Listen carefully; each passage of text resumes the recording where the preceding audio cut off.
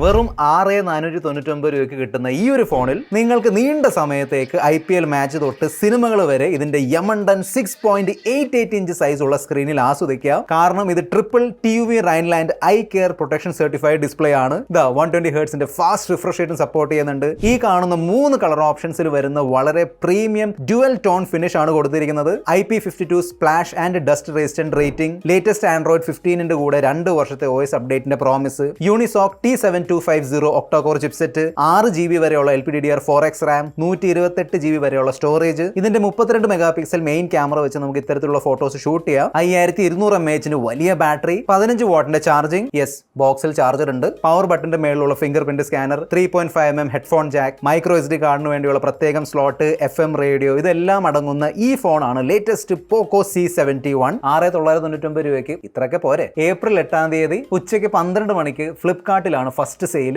Phone ഇഷ്ടപ്പെട്ടെങ്കിൽ checkout ചെയ്യുക.